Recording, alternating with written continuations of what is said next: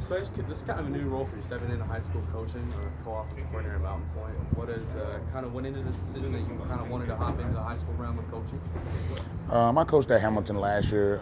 Coached the running backs at Hamilton on varsity last year. Coached the freshmen last year too. So I've been coaching for a while, but usually in the youth space. I always wanted to coach my own kids, so I usually, I got along. I got to youth football coaching probably when he was 9U, and then I've had him ever since then. So a lot of the kids that I've kind of molded growing up, it's fun to watch them all grow and get bigger and better right now. So just the love for the kids and the camaraderie that football brings is what got me there. And getting to coach your own kid. Yes. Well. How much does that mean to you? It means a ton, man, because his entire life until I retired was being, on the road as a football, dad. That's what I've always done. So he's had to travel here and there every week to come to my games, or Saturdays we have meetings so I don't get to watch him play and things like that. And that was one of the things that actually led to my retirement. It wasn't even forced. It was just more so a decision that I made because I wanted to be a part, more involved in my kids' lives. So. What was sort of the decision for you guys to come to Arizona and settle down in Arizona and choose to have LB play high school football in Arizona? I trained here every off season. So every year after the season's over, I come out here, I work out. Me and a bunch of guys that I've played with. And I just naturally grew to know people out here, naturally grew to get close to people out here. My agent lived out here. So, it just made the most sense to just stay out here after, coming here for 10 or 11 years training in the off season and, just naturally feeling like home to us. And so, me and the wife had a conversation about it, and, we felt like this was probably the best opportunity for us out here. We knew a lot of people, a lot of opportunities for me, but especially for the kids. What are sort of the different maybe mindsets or things that goes on when you're planning coaching versus planning to play? Oh man, this is definitely a different setup, man, because you got to take yourself to a different headspace whenever you're getting ready for a football game to play. You gotta take yourself to a place to where low key you crazy, because this is a physical game. It's a barbaric game, and it takes people that are not all the way right to come bang for 60 minutes. So that's for me, that's easier to prepare for because that's something that I love to do. Coaching wise, I still feel like it's pretty easy to prepare for because I got a group of kids on my team now that are really, really athletic, really smart. They're picking up the offense that we've installed really quick. So calling the plays will probably be pretty easy for me this year. Me and Coach Arias, so co-offensive coordinator is me, and Coach Arias is the other guy, the other co-offensive coordinator who is the brains and the organization and everything else behind the operation. He will probably be calling most of the games as well, but we work really well together. So I would say it's, in my opinion, coaching is a little bit tougher because you can't control the outcome. You can't go out there and do it yourself. Like, hey, bro, run a post. Like, you know what I'm saying? I can go out there and run a post the perfect way I want to run it, but I can't go play. I'm 38 years old, so can't go out there and play. Does that kind of make you understand some of the frustrations that comes with some coaches? Oh my gosh, yes. And then you go think back in the day, you're like, oh, maybe that's why my coach is mad. Right, that's exactly. So, and me and Coach Artis talk about that sometimes. It's like, man, okay, now we understand why coaches like, bro, all you gotta do is just run to the line. Like, you've had a 2.5-hour practice, you've been running for 2.5 hours, you've been working hard, and now all you do is actually do is just finish at the line, and now we gotta do more because you just can't finish that small detail. So that's I can understand where coaches get the frustration from back when I was younger, because I probably was one of those guys that was like, I'm just trying to hurry up, miss the line, so. Do you feel like you have developed your own personal coaching style? Oh, or yes. Is that still something you're figuring out? Oh no, I feel like I've developed it over time because, like I said, I had my offense that I have implemented over here with Coach Artis is an offense that I implemented when the boys were like 11 years old.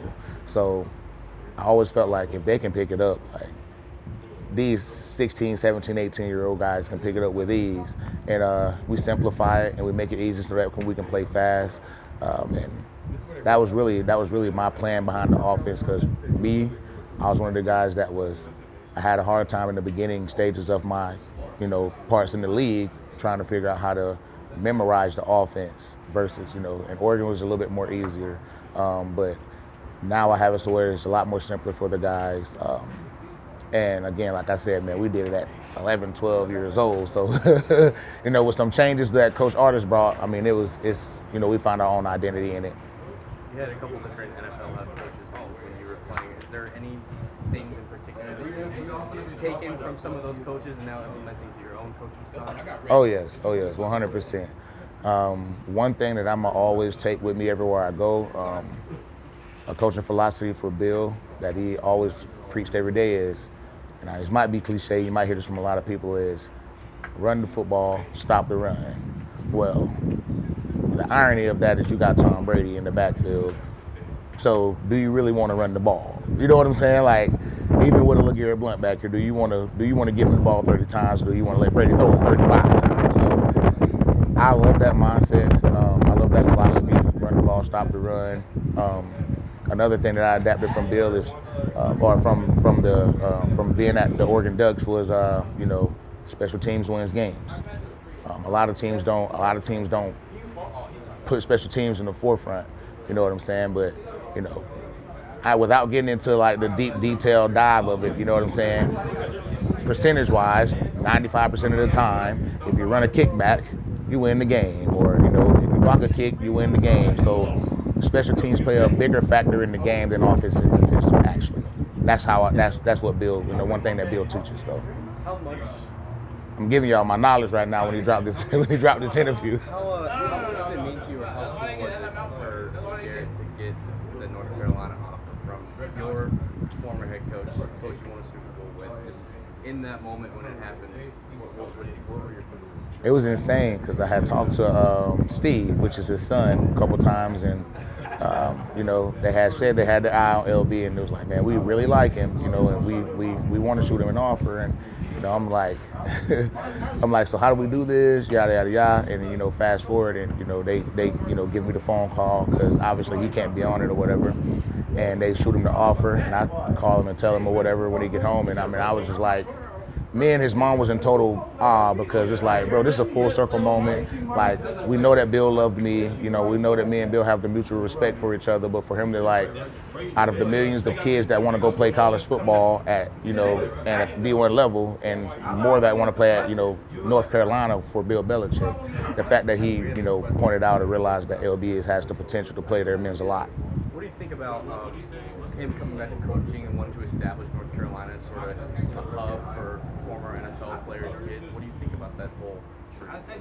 I like it, man. I'm a nepotism guy, so I would not like for a guy to have an opportunity to make his kid or get his kid an opportunity to do something, and because of maybe the morals or goals that they've had growing up, like, hey man, you don't give your kid anything, you make them work for everything. I think there's a happy medium with that. So this wasn't something that I did for like LB. Like they reached out to me for him, but like I said, man, I think that it's a full circle moment. It means a lot. Bill's an awesome dude, bro. So I'm always sing his praises. Do you see a little version of you when you were watching LB running around the field and all these offers and talking about recruitment and maybe even just people calling him LB all the time? It's crazy because no one actually ever called me LB. And it was just like, everybody always called me LeGarrette. And I'm like, bro, y'all just abbreviate that. Like, I just hated everybody calling me like, hey, LeGarrette. Like, you know what I'm saying? But I mean, I see a lot of him in myself. Obviously, he looks like me, but he's way more athletic than I was at 15. Got better ball skills than I had at 15. He has better coaches than I had at 15. He had better coaches than I had at 9, 10, 11, 12.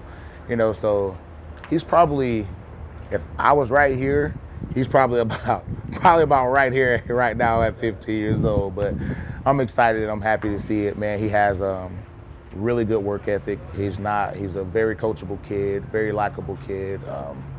And whatever you tell him to do, he does. That's the opposite of what I was, because I was just came from a small town where I was the best player in the town, and my high school was 2A. So he's at a bigger place, and that's another reason why I didn't want him to be in, where I grew up at. So Talk about the coaching and from small to big cities. What in your eyes is the biggest change in high school football from when you were a player to where LeGarrette is now? man, how often that when I was in high school, like I guess the transfer wasn't really a thing.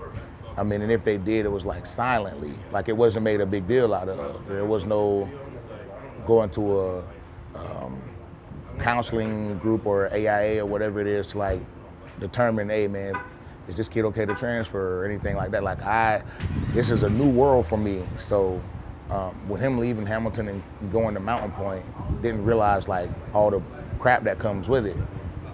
But I will say, since we've been there, the move has been more than worth it. What last thing for you? What are you most excited for about Mountain Pointe football this season?